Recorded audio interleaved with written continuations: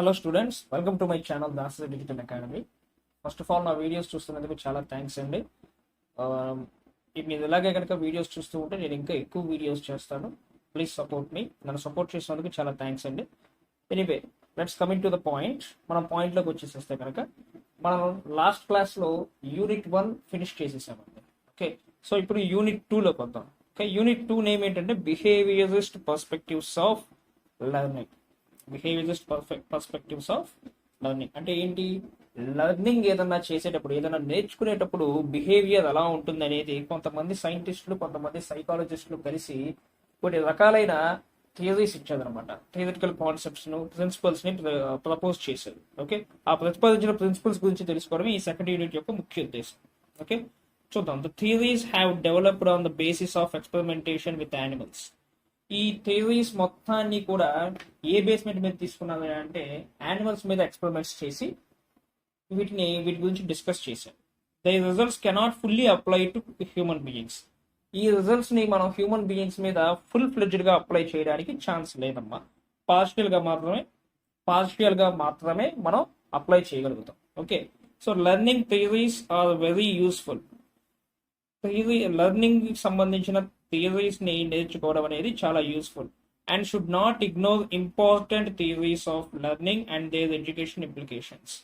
So we should not ignore, మనం వీటిని reckless గా వదిలేయకూడదు. ఇవి ఇంపార్టెంట్ థియరీస్ ఆఫ్ లెర్నింగ్ అంటే ఏదైనా నేర్చుకోవడంలో ప్రతిపాదించిన థియరీస్ ఉన్నాయని చెప్పాను కదమ్మా.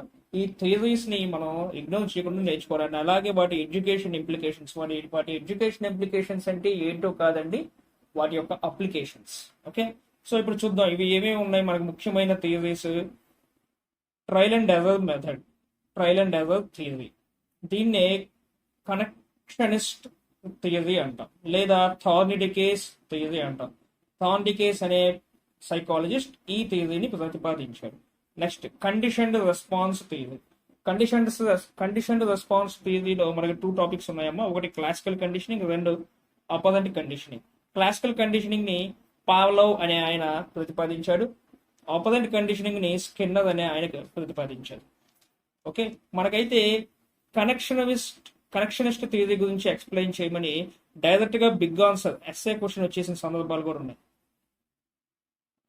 ఓకే, ఒక్కొక్కసారి ఏం చేస్తుందంటే మరి క్లాసికల్ ఆపోజిట్ లో ఏదైనా ఒక క్వశ్చన్ అడిగినా కూడా అడగచ్చు, చెప్పలేము. ఓకే, అండ్ ఫోమ్ అంటే స్మాల్ షార్ట్ ఆన్సర్ క్వశ్చన్స్ ఉన్నాయి కదమ్మా. ఆ స్మాల్ షార్ట్ ఆన్సర్ క్వశ్చన్స్ కోసం మనం వీటన్నిటిని తెలుసుకోవడం మంచిది.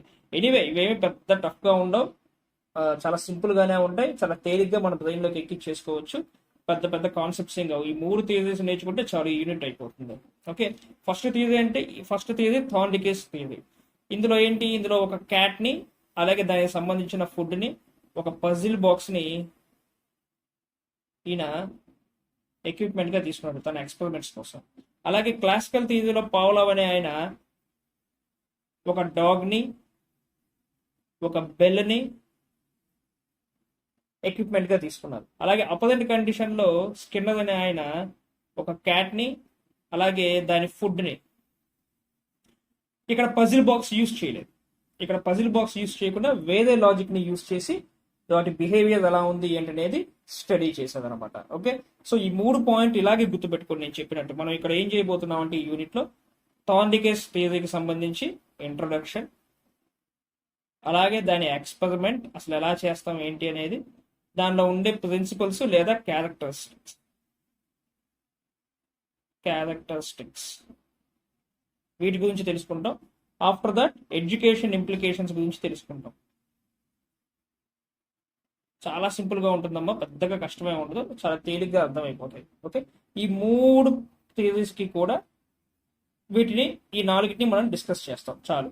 కనెక్షనిస్ట్ థియరీ అన్నా, థార్నిడికేస్ థియరీ అన్నా, ట్రయల్ అండ్ ఎర్రర్ థియరీ అన్నా 3 ఒకటేనమ్మా. అలాగే క్లాసికల్ కండిషనింగ్ అన్నా, పావ్లోవ్ థియరీ అన్నా ఒకటే. ఆపోజిట్ కండిషనింగ్ అన్నా, స్కిన్నర్ థియరీ అన్నా కూడా ఒకటే.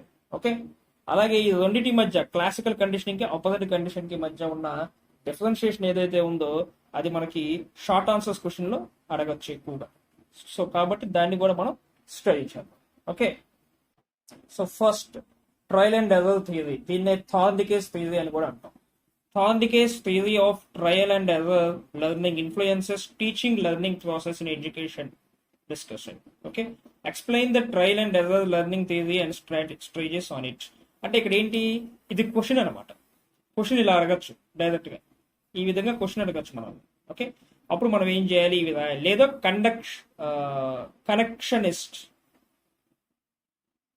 కనెక్షనిస్ట్ థియరీ గురించి రాయండి అని కూడా డైరెక్ట్ గా అడిగేయచ్చు. ఓకే, సో ఏది ఇచ్చినా కూడా మనం కింద నేను చెప్పినట్టుగా రాస్తూ వెళ్ళండి. This theory was proposed by American psychologist E L Thorndike. ఈయన ఒక అమెరికన్ శాస్త్రవేత్త, ఈయన ప్రతిపాదించాడు. Full name E L Thorndike. This theory proposes formation and strengthening of natural connections between situations and responses. These are formed through trial and error. ఈ theory ఏం propose చేసిందంటే, this theory proposes formation and strengthening of natural connection. Natural connection ని, దాని యొక్క formation, దాన్ని strengthen చేయడానికి కావలసిన situations గురించి స్టడీ చేసింది. Formation and strengthening of natural connections between situations and responses. అంటే ఏ సిచ్యువేషన్స్ కి యానిమల్, చెప్పా కదా మాక్సిమం ఎక్స్పెరిమెంట్స్ అన్ని కూడా జరిగింది యానిమల్స్ మీద, బట్ దానికి హ్యూమన్ మీద అంటే పార్షియల్ గా మాత్రమే అప్లై చేయడానికి వీలుందండి. But anyway theoretical concept, idealistic concept కాబట్టి మనం అప్లై చేసుకోవచ్చు ఊహాజనితంగా. ఓకే, సో ఇక్కడ ఏం చేశారు, ఒక్కొక్క సిచ్యువేషన్స్ కి, ఒక్కొక్క రెస్పాన్సెస్ కి మధ్య ఉన్న న్యాచురల్ కనెక్షన్స్ ని, వాటి యొక్క ఫార్మేషన్ ని, స్ట్రెంథనింగ్ గురించి ప్రపోజ్ చేశారు అనమాట. ఇది కూడా ట్రయల్ అండ్ ఎర్రర్ దీంట్లో చేశాడు. ట్రయల్ అండ్ ఎర్రర్ అంటే లేదు, 4-5 సార్లు ట్రై చేస్తాడు, లేదా 10 సార్లు ట్రై చేస్తారు, ఒకసారి సక్సెస్ అయింది. So this means that we learn by making trials, making errors or mistakes during the trials, and making further trials, eliminating the wrong responses. Thus, learning takes place gradually by the process of trial and error. Okay. For example, a cyclist learns cycling after a good amount of trial and error for maintaining balance. ఇదమ్మ point ఏంటిది, this means that we learn by making trials. ఫస్ట్ మనం దేనైనా ఎలా నేర్చుకుంటాం, ముందు trials వేస్తాం. Making mistakes, errors and mistakes errors మనం చేస్తాం. చేశాక ఏం చేస్తాం, అండ్ మేకింగ్ ఫర్దర్ ట్రయల్స్. ఆ మిస్టేక్స్ గురించి తెలుసుకొని మనం ఏం చేస్తాం, మళ్ళీ ఫర్దర్ ట్రయల్స్ వేస్తాం. అప్పుడు ఏం చేస్తాం, ముందు మిస్టేక్స్ ఏంటో తెలుసుకున్నాం కాబట్టి eliminating the wrong responses, eliminate చేస్తాం. ఆ తర్వాత మనకి ఏమైంది, thus learning takes place gradually by the process of trial and error. ఈ ట్రయల్ అండ్ ఎర్రర్ మెథడ్ ద్వారా మనకి లెర్నింగ్ అనేది పాసిబుల్ అయింది. సపోజ్ ఒక సైక్లిస్ట్ సైక్లింగ్ నేర్చుకోవాలంటే అతను ఏం చేస్తాడు, after a good amount of trial and error, చాలా సార్లు ట్రై చేస్తాం. మనమే బెస్ట్ ఎగ్జాంపుల్ తీసుకోండి. ఫస్ట్ సైకిల్ నేర్చుకున్నప్పుడు ఏమైందండి, తొక్కడం మొదలు పెట్టేవాళ్ళం, మనకు బ్యాలెన్స్ అర్థమయ్యేది కాదు, మనకు బ్యాలెన్స్ అయ్యేది కాదు. బ్యాలెన్స్ అవ్వక ఏం చేసేవాళ్ళం, ఎటో ఒకటి పడిపోతుండేవాళ్ళం. సో ఆ గుడ్ బ్యాలెన్స్ మనకు రావడం కోసం ఏం చేసాం, నెంబర్ ఆఫ్ ట్రయల్స్ వేసి మనం ఆ బ్యాలెన్స్ ని తెచ్చుకున్నాం. Okay, according to Thorndike, learning takes place through a process of approximation and correlation.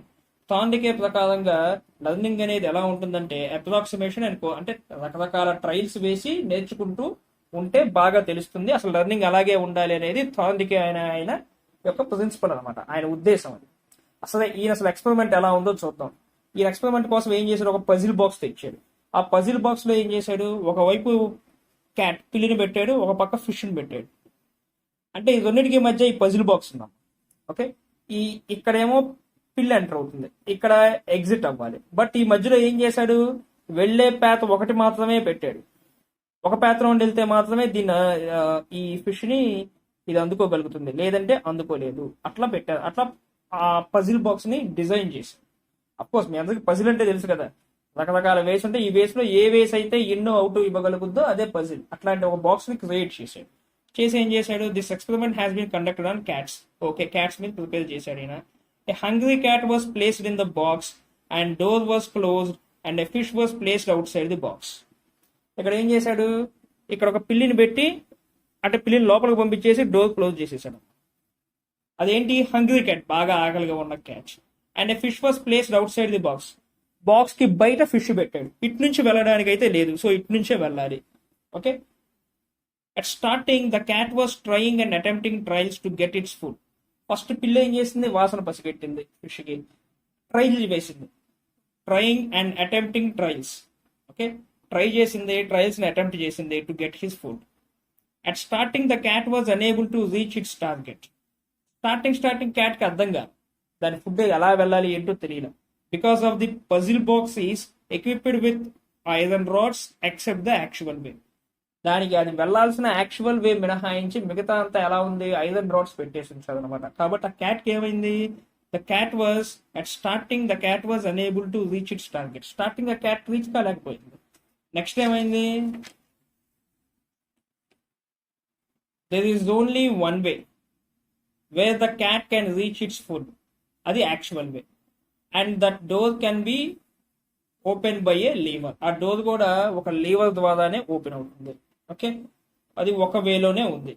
It made number of trials like biting rods. First చాలా ట్రయల్స్ వేసింది, ఐరన్ రాడ్స్ ని కొదుకుని తినొచ్చేమో అని, బట్ అది తెల్లాకపోయింది, దాని పళ్ళు ఊడిపోతే తప్ప ఏ యూజ్ లేదు. Train to squeeze between rods, ఆ రాడ్స్ మధ్యలో నుంచి బయటికి వెళ్దాం, అక్కడ ఏమైనా ఫుడ్ ఉంటుందేమో అని చెప్పేసి ట్రై చేసింది. But none of these trials are successful. ఏ ట్రైల్ కూడా సక్సెస్ఫుల్ కాలేదు. But after some time failing so many attempts, చాలా సేపటి తర్వాత అన్ని అటెంప్ట్స్ ఫెయిల్ అయిన తర్వాత the cat reached the door. అంతే కదా, ఇంకా అన్ని రీచ్ అయిపోయి అన్ని వేస్ ట్రై చేస్తున్నప్పుడు యాక్చువల్ వే కూడా ట్రై చేస్తుంది, సక్సెస్ అవుతుంది కదా. The cat reached the door and pressed the lever. Okay, అది డోర్ దగ్గరికి వెళ్ళింది, లీవర్ ని ప్రెస్ చేసింది. The door was open and cat ate the fish. Door open అయింది, పిల్లి వెళ్ళి ఫిష్ తినేసింది. This experiment is repeated so that the cat reduces gradually the number of unsuccessful trials and the successful attempts increase. ఈ experiment ని మళ్ళీ repeated గా చేశాడు. దాని ఫుడ్ అయిపోగానే మళ్ళీ తీసుకొచ్చి మళ్ళీ పజిల్ బాక్స్ లో పెట్టాడు థాండికేస్ ఆయన. కాబట్టి ఏం చేసింది అది, ఈసారి దాని ఒకసారి వెళ్ళింది కదా, దానికి అర్థమైంది అన్సక్సెస్ఫుల్ ట్రయల్స్ తగ్గిపోయి సక్సెస్ఫుల్ అటెంప్ట్స్ ఇంక్రీజ్ అయ్యాయి. Okay, so Thorndike's says that after several trials, the cat learned the connection of bond between pressing a lever and the food. చాలా సేపటికి several trials తర్వాత మాత్రమే, after several trials, okay, the cat was learned, cat get to know about అని అనమాట meaning. Okay, so చాలా several trials తర్వాత మాత్రమే cat తెలుసుకోగలిగింది. ఇందులో బేసిక్ ప్రిన్సిపల్స్ ఏంటి, bond connection, stimulus as motive.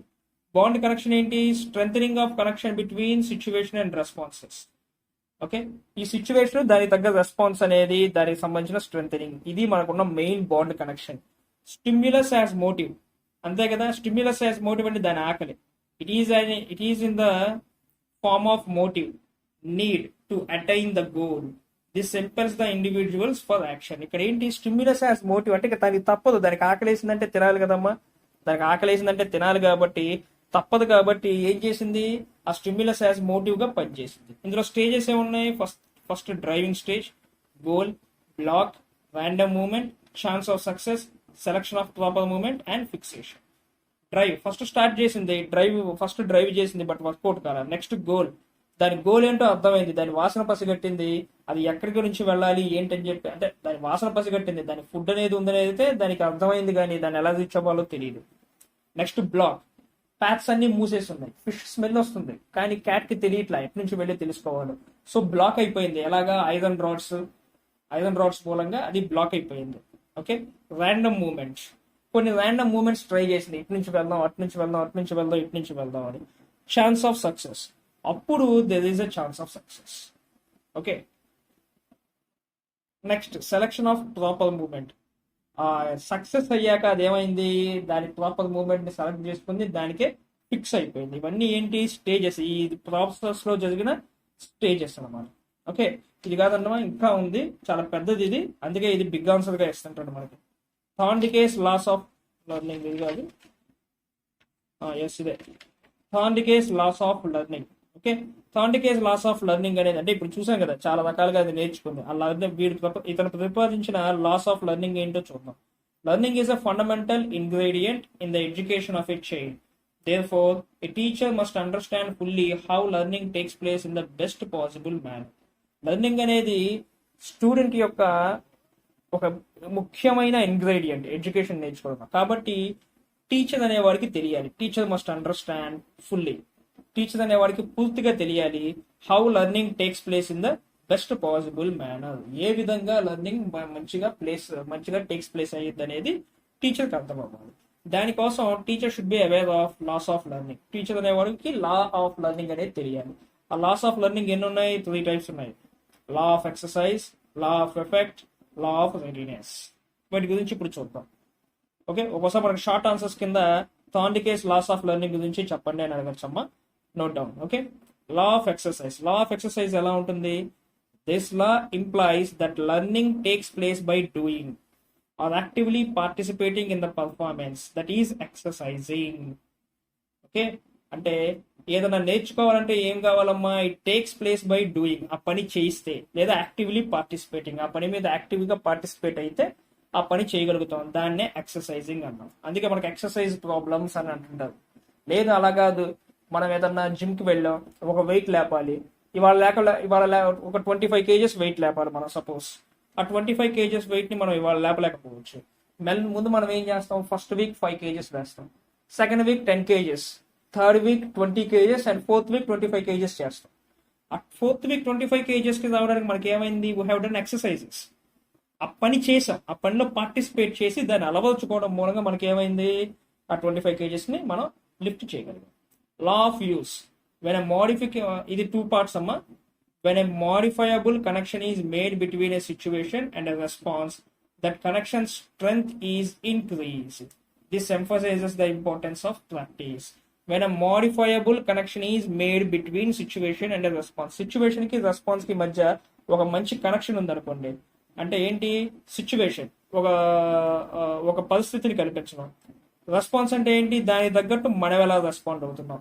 ఇందాక క్యాట్ ఉంది కదమ్మా, క్యాట్ దాని ఫుడ్, ఆ మధ్య ఉన్న క్యాట్ అనేది అంటే క్యాట్ యొక్క హంగ్రీనెస్ అనేది ఒక సిచ్యువేషన్ అయితే, ఫుడ్ అనేది దాని రెస్పాన్స్. దాని ఫుడ్ కోసం అది ఎంతైనా చేసింది. ఆ మధ్య ఉన్న కనెక్షన్ కనుక మోడిఫైబుల్ గా ఉంటే ఆ కనెక్షన్ స్ట్రెంత్ అనేది ఇంక్రీజ్ అవుతుంది. ఓకే, అలాగే మన సిచ్యువేషన్స్ కూడా బాగుంటే, వాటి రెస్పాన్స్ కూడా బాగుంటే మనకి ఏమవుతుంది? నేర్చుకోవడం అనేది ఇంక్రీజ్ అవుతుంది. అది ఆయన చెప్పే ఉద్దేశం. Next, law of డిస్యూస్.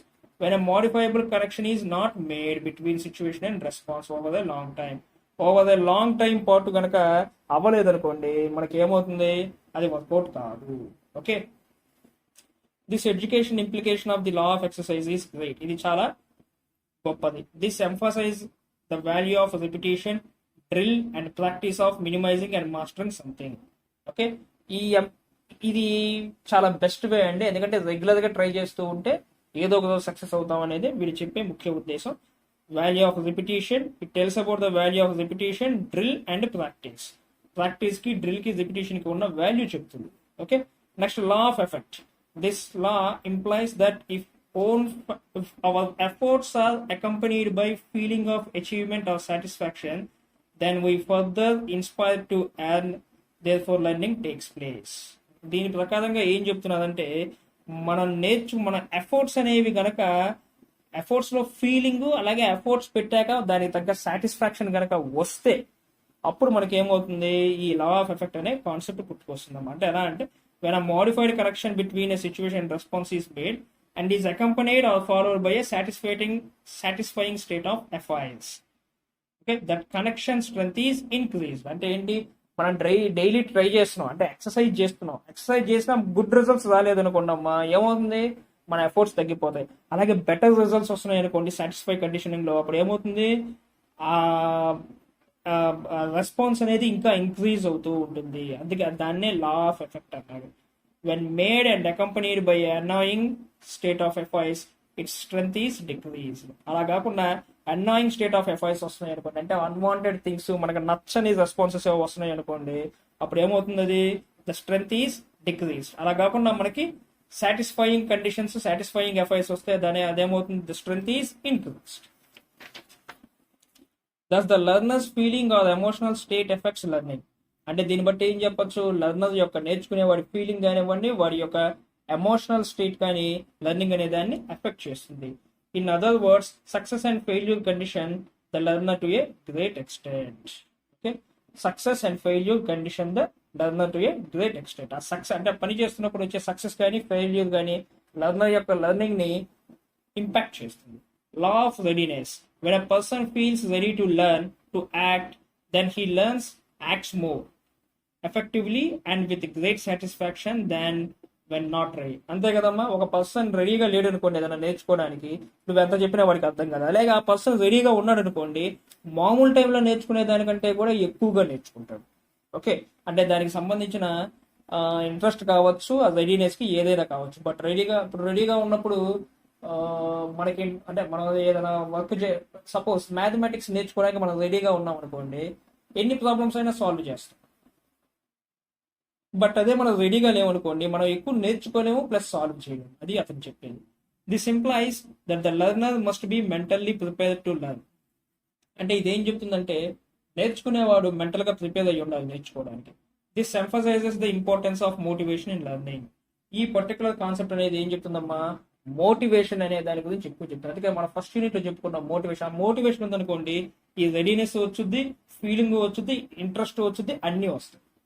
The learners curiosity will be increased when he is ready to learn. నేర్చుకునే వాడి క్యూరియాసిటీ అంటే నేర్చుకోవాలనే తపన, ఏదో తెలుసుకోవాలి అనే థింగ్ ఏదైతే ఉంటుందో అది ఇంక్రీజ్ అవుతాము ఈ రెడీనెస్ ఉంటే. అది అది ఇక్కడ చెప్పేది. Educational implications. A right attitude towards learning should be developed in the classroom. Better learning, for better learning. Okay, so right attitude towards learning అనేది డెవలప్ అవ్వాలి. ఎడ్యుకేషన్ ఇంప్లికేషన్స్ అంటే ఇలా వాటి అప్లికేషన్స్, యూజెస్ అనమాట. Law of effect, uses, rewards. Law of effect అనేది ఏంటి, rewards ఉంటాయి.